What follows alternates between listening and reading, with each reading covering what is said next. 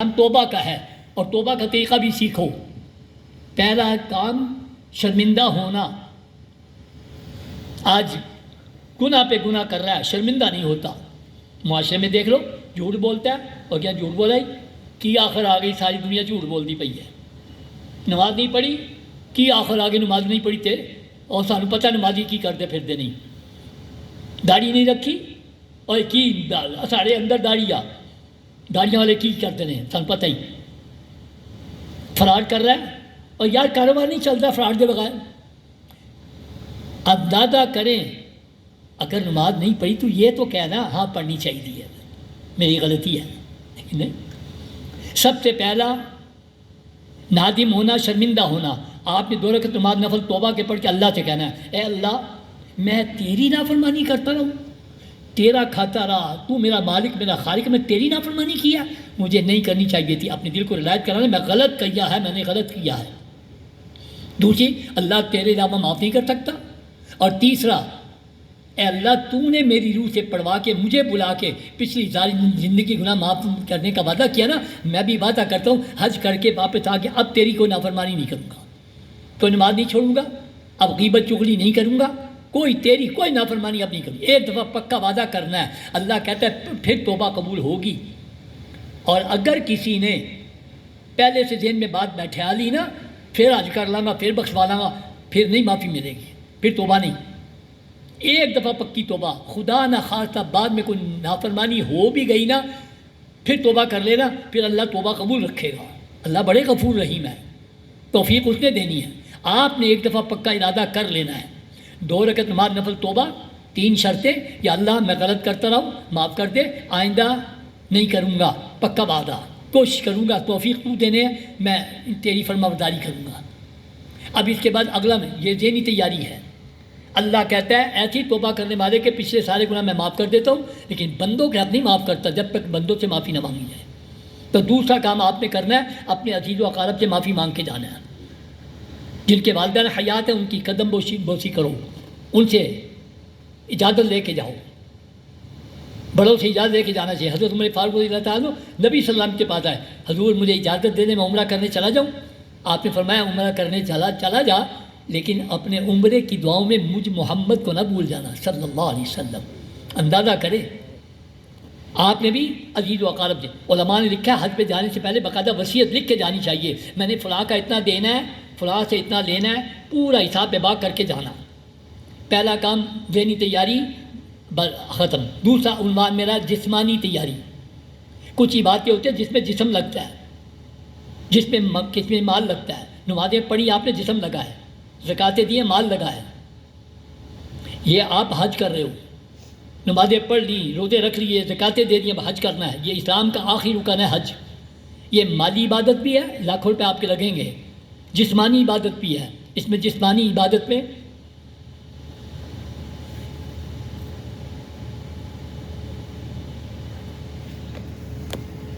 یہ ذرا سب کو تقسیم کرنا سب کو۔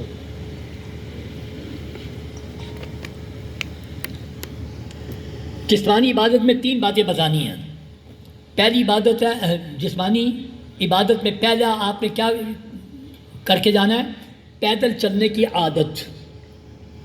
آپ میں سے کئی چلتے ہوں گے، سب فٹ بال کا گراؤنڈ کا چکر لگاتے ہوں گے جب میں سیر کر رہا ہوں، نہ کم از کم 6-7 کلومیٹر پیدل چلنا۔ میں نے اس کے لیے بتانا ہے، آپ مجھے نہ کہیں کہ میں ایکسرسائز نہیں، میں نے جو کہا تھا وہ کر لیں۔ جسمانی عبادت میں 3 باتیں۔ پہلی بات پیدل چلنا، اتنا چلو جیسے کھلیاں پڑ جائیں۔ اب آپ میں سے کئی جو 23 دن والے ہیں وہ تو پرسوں ان کی فلائٹ ہے، لیکن باقی تو کم از کم کچھ تھوڑا سا وقت ہے۔ چلو چلو چلو بھائی صاحب، کھلیاں پڑ جائیں، کھلیاں توڑ کے جانیاں نے، اتنے نہیں توڑیاں توڑ کے جانیاں نے۔ آپ کو میری بات جد ایئرپورٹ پہ یاد آ جانی ہے۔ ایک حال پولیو قطرے، دوسرے حال بایو میٹرک، تیسرے حال میں سامان ملنا ہے، باہر نکلنا ہے، پھر بہت بڑا ہار ہے چھتریوں والا۔ میں نے آپ سے بات نہیں کرنا، ہر ملک نے کرنا ہے، انہیں الگ الگ بٹھانا ہے۔ اردن، شام، مصر، انڈونیشیا، ملائیشیا، بنگلہ دیش پاکستان کا جھنڈا لگا ہوگا، وہاں جائیں، پھر اس کے اندر پھر بورڈ پڑے ہوں گے لاہور، اسلام آباد، کراچی، سیالکوٹ، آپ پھر وہاں پہنچو گے، پھر وہ آئیں گے، پھر وہ آپ کو بس پہ بٹھائیں گے، بسیں لے کے پھر آپ کو مکہ جائیں گی، پھر آپ نے اللہ گھر میں داخل ہونا ہے، اللہ کے گھر کے دروازے سے خانہ کعبہ آنے تک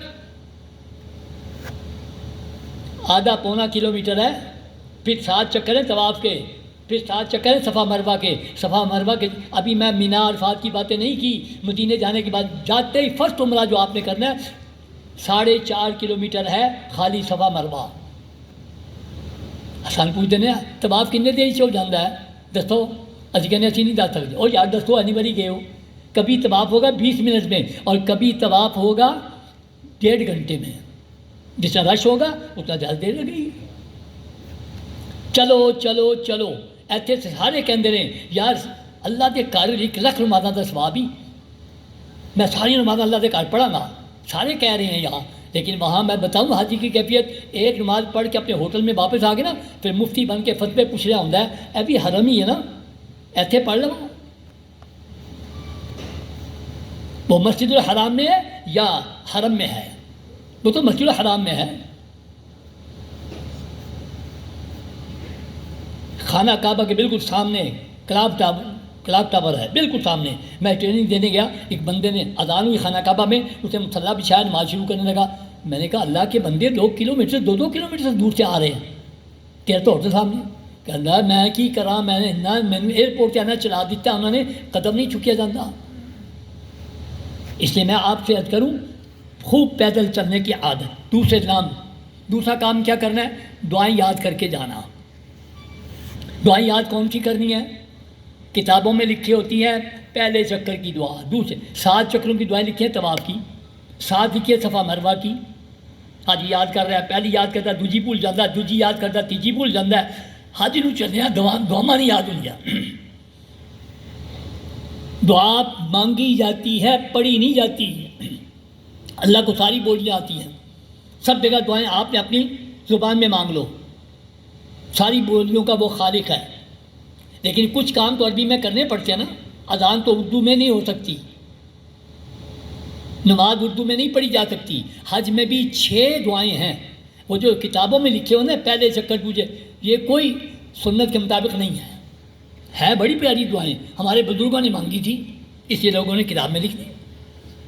صرف 6 دعائیں یاد کر کے جانا، یا آپ کو کارڈ تقسیم کروائے ہیں میں نے، اسی لیے آپ نے اپنے کارڈ نکالو ذرا سامنے رکھو، جس کو نہیں ملا ذرا ہاتھ کھڑا کرے، جس کو کارڈ نہیں ملا۔ اس کارڈ کے اوپر 6 دعائیں لکھی ہیں، یہ آپ نے یاد کر کے جانی ہیں۔ پہلی دعا لکھی ہے تلبیہ، اس کو تو یاد کرنا اتنا ضروری، حاجی صاحب اتنا ضروری کہ جیسے مسلمان بننے کے لیے کلمہ پڑھنا ضروری ہے، یہ دعا یاد کرنا ضروری ہے حج کرنے کے لیے۔ لیکن یہ ایسے نہیں کہ کارڈ مل گیا کارڈ کڈاں گا لبیک اللہم لبیک لا شریک لہ پڑھ لے، ایسے نہیں، زبانی یاد کرنا ہے۔ جیسے میں نے باتیں بتائی کہ قبولیت کی دعا کرنی، پیدل چلنا، ایسے یہ دعا بھی یاد کرنا شروع کرو، کسی اچھے قاری صاحب سے یاد کر لو۔ کیسے یاد ہو؟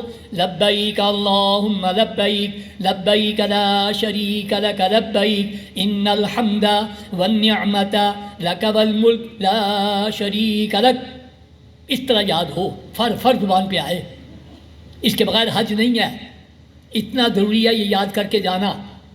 اللہ معاف فرما دے، اللہ معاف فرما دے، مجھے آپ کو کئی حج کر کے واپس آ جاتے ہیں، لبیک نہیں یاد ہوتی، اس لیے میں نے آپ سے عرض کیا ہے ایک دعا لبیک یاد کر رہا، آپ کارڈ پہ دیکھو۔ دوسری دعا لکھی ہے استقبال حجر اسود، استقبال حجر اسود کی دعا کیا لکھی ہے یہ بتاتا ہوں، پہلے استقبال کیا ہوتا ہے یہ بعد میں بتاؤں گا، استلام کیا ہوتا ہے بعد میں بتاؤں گا۔ استقبال حجر اسود کی دعا پڑھو، کیا لکھا ہے؟ اللہ اکبر لا الہ الا اللہ والصلاۃ والسلام علی رسول اللہ، یہ ابھی آپ نے یاد کر کے جانی ہے۔ میں سارا حج آپ کو آسان بتانا ہے انشاءاللہ۔ اب کارڈ سے نظریں ہٹا لو، میری طرف دیکھو، میں میری باتوں کو جواب دیتے جاؤ، مجھے بتاؤ آپ کو اللہ اکبر کہنا آتا کہ نہیں آتا؟ جنہوں اللہ اکبر نہیں کہنا آتا ہاتھ کھڑا کر دیں۔ ماشاءاللہ سب کو آتا ہے اللہ اکبر کہنا۔ اچھا یہ بتائیے لا الہ الا اللہ کہنا یہ بھی آتا ہے؟ یہ بتائیے والصلاۃ والسلام علی رسول اللہ کہنا یہ بھی آتا ہے؟ تو اس کا مطلب ہے کہ یاد کرنے کی ضرورت نہیں، صرف آپ نے مائنڈ بنانا ہے کہ میں نے جب حجر اسود کا استقبال کرنا ہے تو کہنا کیا ہے، 2 دفعہ کہنا اللہ اکبر، ایک دفعہ لا الہ الا اللہ، ایک دفعہ استاد. تو آپ کو یہ دعا یاد ہے پہلے سے. اب کارڈ پہ دیکھو تیسری دعا لکھی ہے استلام حجر اسود. استلام کیا ہوتا ہے یہ بھی بعد میں بتاؤں گا. کیا لکھی ہے تیسری دعا؟ بسم اللہ اللہ اکبر وللہ الحمد. یہ بھی اب بتا دو، پھر نظریں ہٹاؤ کارڈ سے، مجھے بتاؤ آپ کو بسم اللہ کہنا آتا ہے؟ نہ بتا کہ بسم اللہ کتنے لگا؟ بسم اللہ سب کو آتا ہے. اللہ اکبر کہنا آتا ہے، وللہ الحمد کہنا آتا ہے. تو آپ نے مائنڈ بنانا ہے کہ میں نے حجر اسود کا جب استلام کرنا ہے تو کہنا کیا ہے، ایک دفعہ بسم اللہ، ایک دفعہ اللہ اکبر، ایک دفعہ وللہ الحمد. لو جی دعا یہ بھی یاد ہے آپ کو پہلے سے، صرف آپ نے مائنڈ بنانا ہے.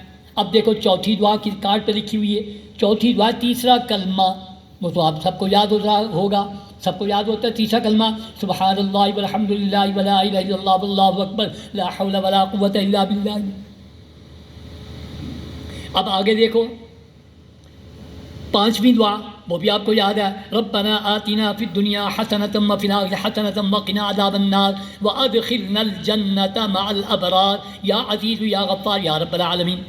وقنا عذاب النار تک سب کو یاد ہوتی ہے، آگے باتوں کو یاد ہوتی ہے، باتوں کو نہیں. اول تو یاد کر لینا، نہ یاد کر سکو وقنا عذاب النار تک پڑھتے رہنا.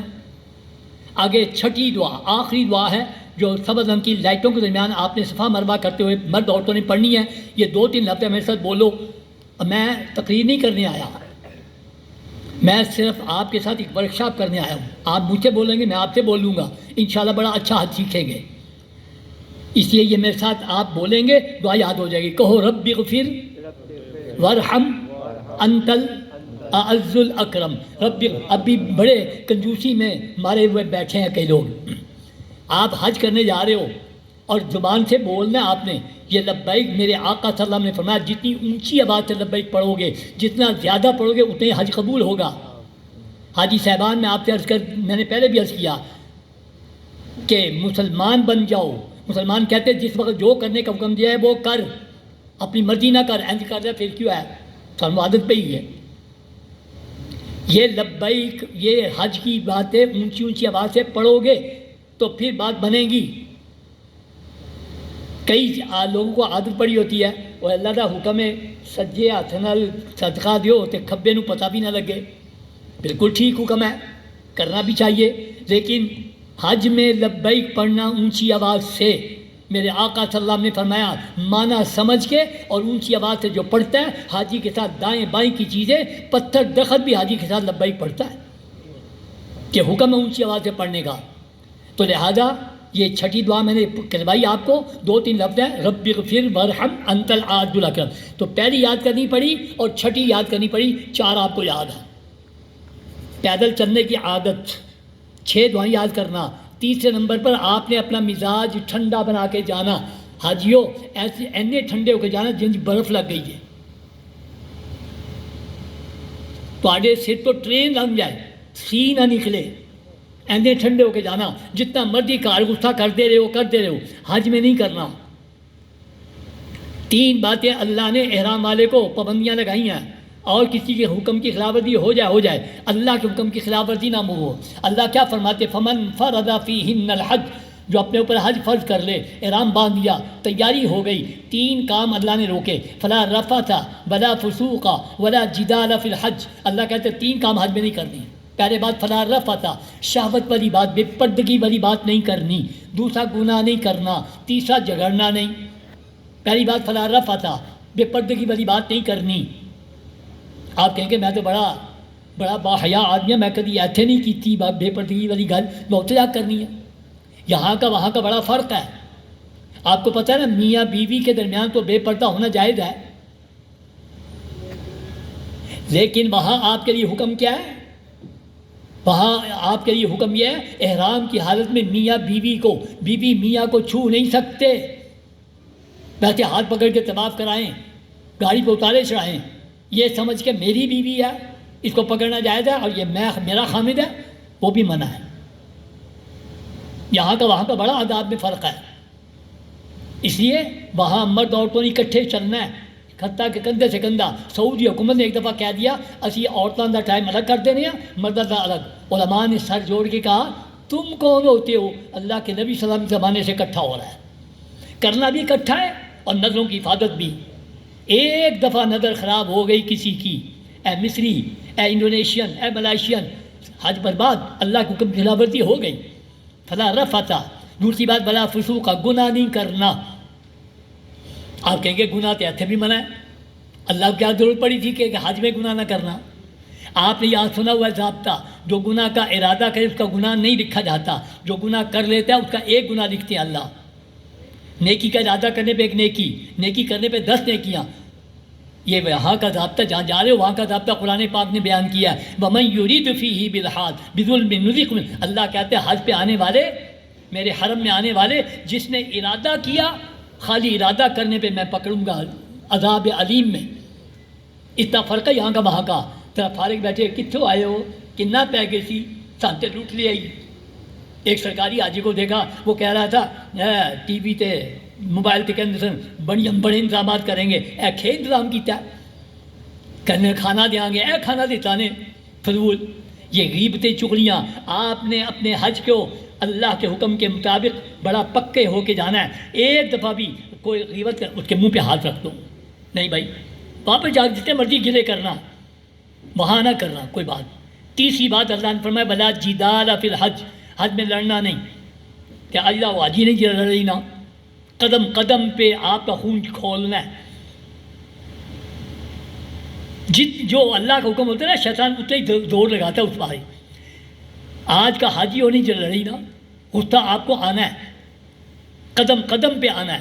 لائن لگی ہوئی ہے، 2 گھنٹے ہو گئے، باری نہیں آ رہی، ایک بندہ آئے گا آگے لگے گا، بتاؤ غصہ آئے گا کہ نہیں آئے گا؟ لیکن اللہ کہتا ہے نہیں جھگڑنا، ولا جدال، ٹھنڈے ہو کے جاؤ گے پھر ہیں آپ بیٹھے ہوں گے، مختلف مزاج کے لوگوں نے آنا ہے، حرم میں بیٹھے ہیں، کسی نے نماز پڑھنی ہے سینے پہ ہاتھ باندھ کے، کسی نے ناف کے اوپر، کسی نے ناف کے نیچے، کسی نے ہاتھ چھوڑ کے، اور حاجی دا خون کو اے کتنے ہاتھ بننے نہیں، نماز پڑھنی آندی نہیں، اے حج کرے گئی، غصہ آیا۔ سب سے بڑا غصہ کس پہ آتا؟ 2 رکعتیں پڑھنی ہے کہ 4 پڑھنیاں، یہاں سے مسئلہ سیکھ کے جاؤ، بالکل نہیں آپ نے لڑنا 2-4 کے مسئلے پہ۔ شریعت نے کوئی لڑائی نہیں رکھی، 2 پڑھانے والا کھڑا ہو گیا، آپ نے 4 پڑھنی تھی، 2 اپنی پوری کر لو۔ شریعت کہتی ہے 4 پڑھانے والا کھڑا ہو گیا، آپ نے 2 پڑھنی تھی، اس کے پیچھے تو بھی 4 ہی پڑھ، کوئی لڑائی ہے؟ لیکن قدم قدم پہ لڑتا ہے۔ مینا ایک خیمے سے باہر آ رہی تھی، علی 2 پڑھانیاں نے، جنہوں نے 4 پڑھیاں ایک خیمے تو باہر نکل جائے۔ عرفات کے میدان میں بیٹھا ہوا بندہ 2 پڑھیاں، وہ کیا 4، تو 2 نہ لا کہ وہاں میں تیرے ٹیڑھ پاڑ دیا ہوں، تو بتائیے حج ہو جائے گا؟ مختلف مزاج کے لوگوں نے آنا ہے، آپ بیٹھے ہوں گے، انڈونیشیا ملائیشیا کے بندے نے گزرنا ہوگا نا، تو آپ کو تھوڑی کو ہاتھ لگا کے اشارہ کر کے پوچھے گا مسلم جامع، ایسے لوگوں نے بھی آنا ہے۔ اور وہ الجزائر و سوڈانی، وہ کالا سیاہ چمکتا رنگ، انہوں نے اور باہ مار دے دینا تو 10 مردان فٹ دن دی ہے، انہوں نے پوچھنا کس طرح نہیں، انہوں نے لات ماری ہو جانا ہے، آپ نے گزارا کرنا ہے، طے کر کے جانا ہے کہ لڑائی نہ ہو۔ حتیٰ کہ میاں بیوی کی لڑائی ہوتے دیکھا حج کے موقع پہ، اور جس کی وہاں لڑائی ہو جائے میاں بھی ساری زندگی رہتی ہے۔ آپ نے ٹھنڈے ہو کے جانا ہے، یہاں کا مسئلہ سیکھ کے جانا ہے۔ موٹی سی بات شریعت نے بتائی ہے کہ جو آدمی 72 کلومیٹر دور سفر کرنے لگے، اپنے شہر سے باہر نکلے، وہ 4 کی بجائے 2 پڑھے فرض، یہ شریعت کا حکم ہے۔ اور جس جگہ پہ جانا ہے وہاں اگر 15 دن مسلسل ایک جگہ پہ ٹھہرنا ہے تو پھر آپ نے پڑھنی ہے 4 ورنہ 2، آپ نے اپنا حساب لگانا ہے۔ اگر آپ یہاں سے جا رہے ہو جدہ، جدے سے مکہ، یہ ساری آپ کی قصر چلی، اب مکہ مکرمہ میں حج میں آپ نے جانا ہے جو ہے 4 جون کو، 5 جون کا حج ہے، 4 جون کو آپ نے جانا ہے۔ 4 جون تک اگر آپ کے 15 دن مکے میں ملے تو پھر آپ مسافر، اگر 15 سے کم دن ملے تو آپ مقیم، 15 سے زیادہ تو مقیم، 15 سے کم تو مسافر۔ جو مکے میں مسافر وہ حج کے 5 دنوں میں مسافر، جو مکے میں مقیم وہ حج کے 5 دنوں میں مقیم۔ یہ تو پرانے مفتیوں کا فتویٰ ہے اور باقاعدہ کتابوں کا، پرانی کتابوں کا یہ مسئلہ ہے۔ آج کل کچھ نوجوان مفتی آئے ہیں جو کہتے ہیں مکہ مینا ایک ہو گیا، لہذا 5 دن حج کے شامل کر کے دیکھو 15 دن، جو اس مفتیانی کرام کو مانتے ہیں وہ حج کے 5 دن شامل کر کے 15 دن دیکھ لو، ورنہ جٹ کا مسئلہ تو یہ ہے کہ جو مکے میں مسافر وہ حج کے 5 دنوں میں مسافر، جو مکے میں مقیم حج کے 5 دنوں میں مقیم۔ میں تو کہتا ہوں اگر مکہ مینا ایک مان لیا جائے تو پھر احرام ہی جا کے مینا تو بن لو، پھر مکے کیوں ایک احرام بن کے جا رہے ہو؟ اللہ کے نبی کے زمانے سے اب تک باقاعدہ باؤنڈری وال مقرر ہے، مینا بورڈ لگے ہوئے ہیں، اور مزدلفہ عرفات بورڈ لگے ہوئے ہیں۔ تو اب ہم کہنا بھی شروع کر دیں تو بہتر یہ ہے کہ آسانی والا وہ معاملہ، اس لیے لڑنا بالکل نہیں، اپنا اپنا حساب لگا کے۔ ایک اور جھگڑا ہوتا ہے سنتے نفل پڑھنیاں نے کی پڑھنیاں، ایک کہندا ہے وہ اللہ بھی نے فرض ادے کر دیتے نہیں سفر ہی تو سنتا نفل کی تو پڑھنیاں نہیں، ایک کہندا نہیں یار مکے مدینے آئے ہیں تو سنتا چھڑ دے جائیے، یہ بھی مسئلہ سمجھا دوں۔ کوئی بالکل نہیں کرنا، یہاں سے مسئلہ سمجھ کے جانا ہے۔ سفر کے اندر آدمی کے 2 حصے ہوتے ہیں، کبھی پسوڑی ہوتی جلدی ہوتی ہے، وہاں شریعت کہتی ہے فرض واجب پڑھو سنتے نفل نہ پڑھو، اور اگر اطمینان ہے سفر ہی تو وہاں سنتے نفل بھی پڑھنے ہیں۔ آپ کو لے کے جا رہے ہیں مکہ سے مدینہ منورہ، راستے میں بس والے کھڑی کر دی جاؤ میں نماز پڑھاؤ، حاجی کہتا مدینے چلیا 100 رکعت نفل، 100 رکعت نفل کا سوال لینا رہتا جو پاس ہی بیٹھی گالیاں کر دینے پہ، وہ گالیاں کا سواب کنے لینا ہے؟ راستے کی نماز آئے ظہر کی 2 فرض پڑھ کے آ جاؤ، عصر 2 فرض پڑھ کے، مغرب 3 فرض، عشاء 2 فرض 3 وتر، اور جب اطمینان ہے پسوڑی کوئی نہیں، کچھ سواریاں کو مسئلہ نہیں، نماز پڑھنے گئے ہو حرم میں اذان ہوئی ہے، ابھی جماعت میں 10-15 منٹ کے بعد جماعت ہونی ہے، ایسے گپا مارنی شروع کر دیتا ہے سنتا نفل چھڑی ہے، یہاں آپ نے سنتے نفل پڑھنی ہے بہرحال، تو بالکل لڑنا نہیں۔ اب اس کے بعد اگلا میرا ٹاپک ہے کہ آپ کے ڈاکومنٹس، آپ حضرات کو انہوں نے ایک کاپی دی ہوگی، اور جن کو جو ہے پرسوں فلائٹ ہے ان حضرات کو تو انہوں نے آپ نے وہ ٹیکے لگوا لیے ہوں گے، اور جن کی حیدرآباد میں انہوں نے ٹیکے اگر لگوانے ہیں تو ان سے اپنی اپنی کاپی لے کے جاؤ گے، حاجی کیمپ میں جا کے آپ نے ایک انجیکشن لگوانا ہے۔ آپ کو احساس ہو رہا ہے میرا اس کے بغیر اگر وہ مائک آ سکتا ہے؟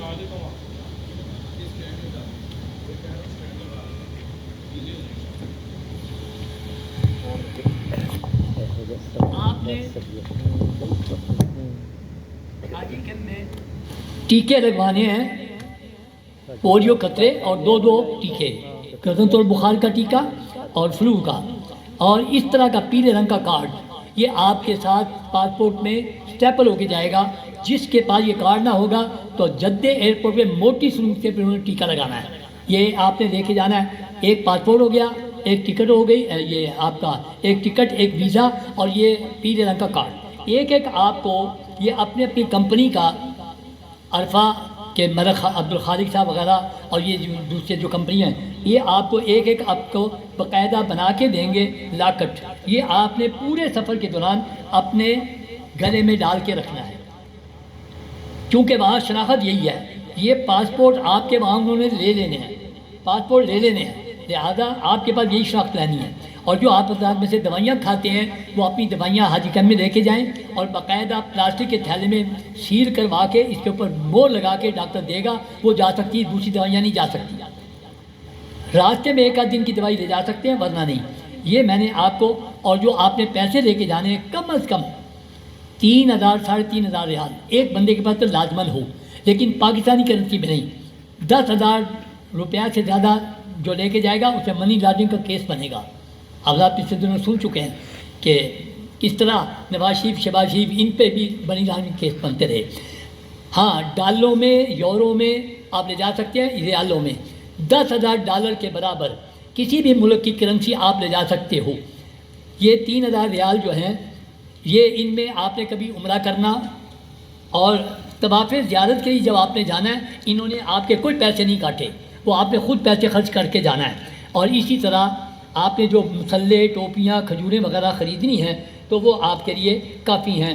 یہ آپ کے ڈاکومنٹ تقریباً میں نے بتا دیے مکمل ہو گئے۔ وہاں جا کے پھر آپ کو ایک اس طرح کا ڈاکٹ ملے گا، ایک یہ اپنی کمپنی کا دیں گے، پھر ایک وہ وہاں کا زون وغیرہ کا، یہ بھی آپ نے اپنے گھر میں لا کے رکھنا ہے۔ ڈاکومنٹ بھی ہو گئے مکمل۔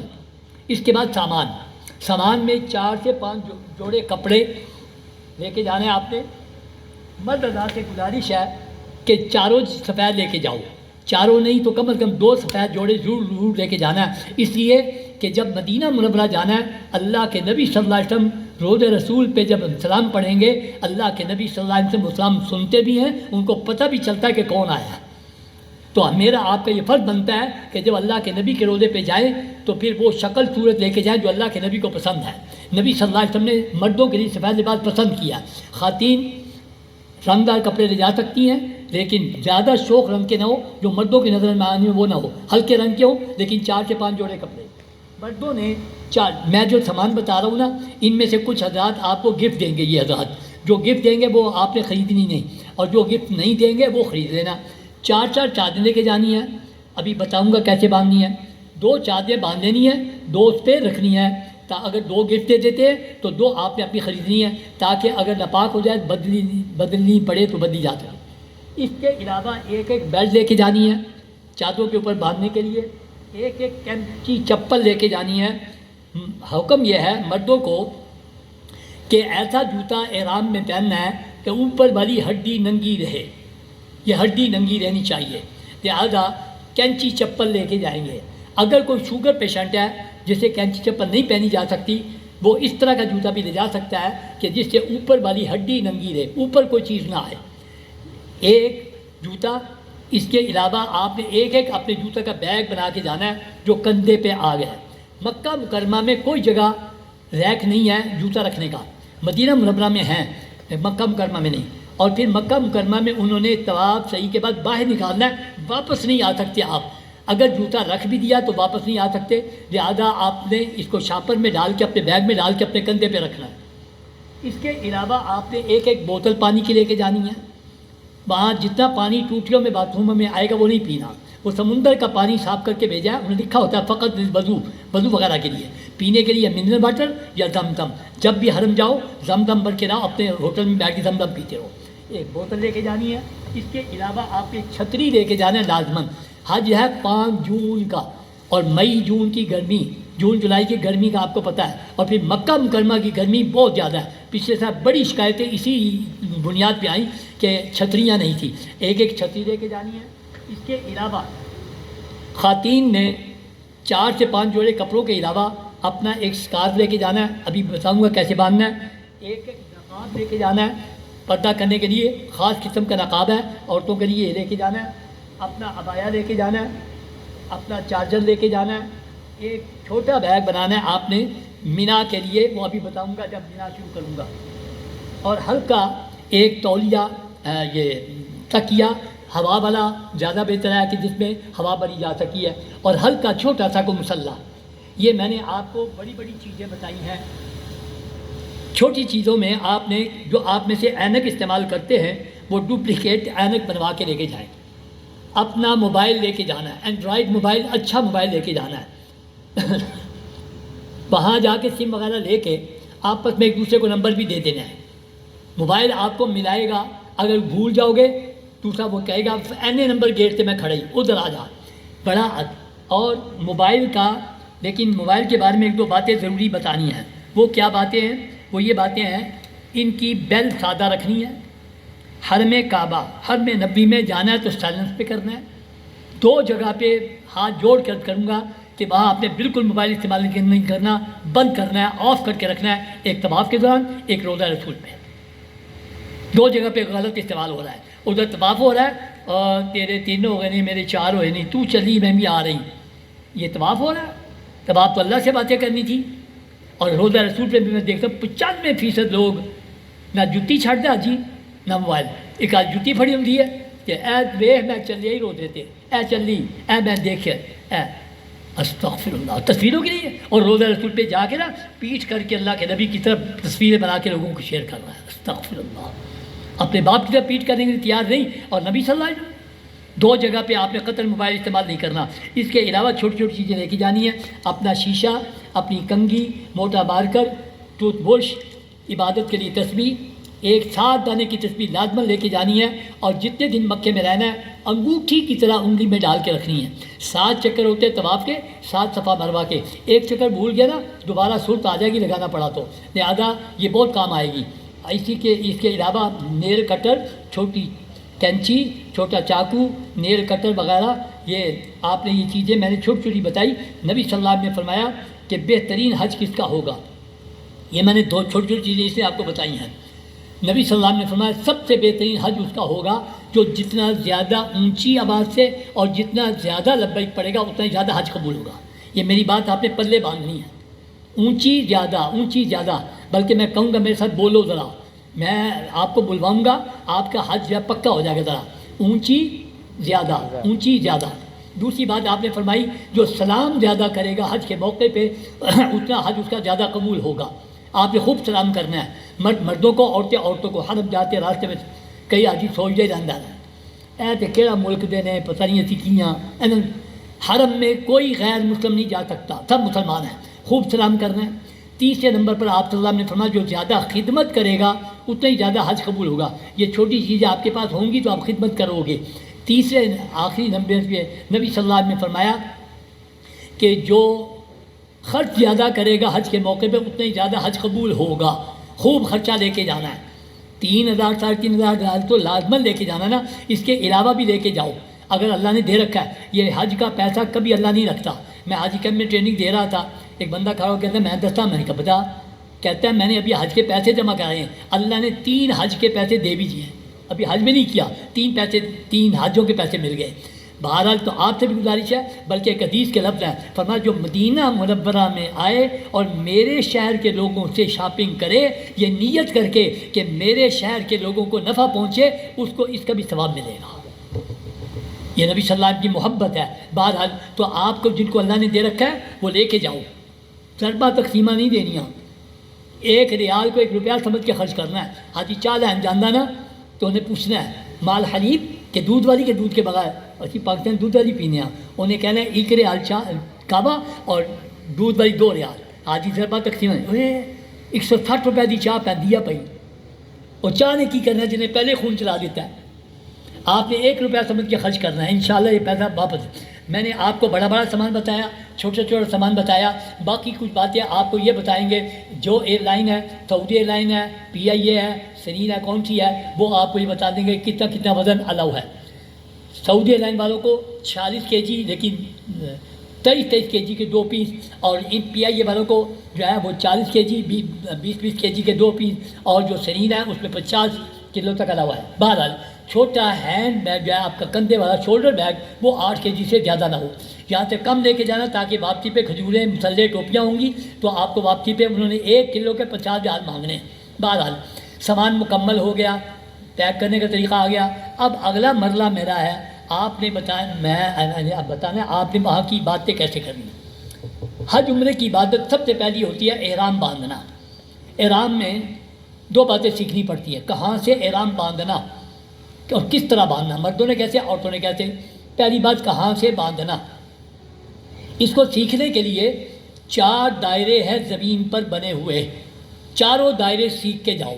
آپ کا واسطہ 4 دائروں سے پڑھنا ہے۔ سب سے پہلا دائرہ، اللہ نے سب سے پہلے پانی کو پیدا کیا، پھر ہوا پیدا کی، ہوا نے بلبلہ اٹھایا، زمین بنی، جہاں سے زمین بنی نا وہاں پہلا دائرہ بنا ہے۔ وہ کیسے بنا، میرے باپ میری ماں حضرت آدم حضرت حوا پیدا کر کے اللہ نے جنت میں رکھا، ایک درخت کا پھل کھانے سے منع کیا، پھل کھا لیا، زمین پہ بھیج دیا، توبہ کرتے تھے، توبہ نہیں قبول ہوتی تھی کافی عرصہ، پھر توبہ قبول ہو گئی، اللہ نے ساتھ ہی کہہ دیا تو توبہ قبول کر لی، ابھی جنت نہیں دوں گا، ابھی زمین پہ ہی ٹھہرو، تیری اولاد بھی ٹھہرے، قیامت کے بعد جنت کا فیصلہ۔ اچھا اللہ ٹھیک ہے، آپ کا جو حکم ہے میں رہتا ہوں، لیکن میری ایک درخواست ہے۔ کیا درخواست ہے؟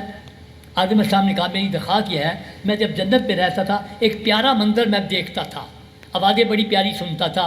کون سا منظر؟ آدم علیہ السلام کا اللہ میں دیکھتا تھا تیرے فرشتے تیرے عرش کے گرد گھوم رہے ہیں، وہ گھومنے کا منظر بڑا پیارا لگتا تھا، آوازیں آتی تھی سبحان اللہ، اب زمین پہ تو نہیں مل رہا۔ اللہ نے فرمایا جبرائیل ذرا زمین پہ جا، جہاں سے میں نے زمین بنانی شروع کی وہاں جا، اپنے پڑوں سے زمین پہ نشان لگا، میرے عین عرش کے نیچے، زمین جہاں سے بنانی شروع کی وہ، اور جہاں میرا عرش ہے عرش کے نیچے، اور میرے بندے آدم کو کہہ میرا گھر بنا کر نا اس گھر کا اس طرح استقبال کرے، اس طرح طواف کرے کہ جیسے جنت میں فرشتوں کا میرے عرش کا کر کے دیکھتا تھا۔ حاجی صاحبان اب آپ کو پتہ چلے گا آپ کا واسطہ جو پڑھنے والا نا، جہاں اللہ نے آپ کو بلایا، آپ کی روح سے لبیک پڑھوا کے کہاں بلایا اللہ نے آپ کو؟ اللہ کے عرش کے نیچے۔ ورنہ میں آئی بہنا اٹھے اے میں 20 طواف کی تیری، میں یہ والی احساس نہیں کہ مجھے اللہ نے کہاں بلایا۔ اللہ یہاں بھی ہے وہاں بھی ہے، لیکن وہاں کیا لینے جا رہے ہو؟ جتنی اللہ کے عرش کی تجلیات پہلے مکے پہ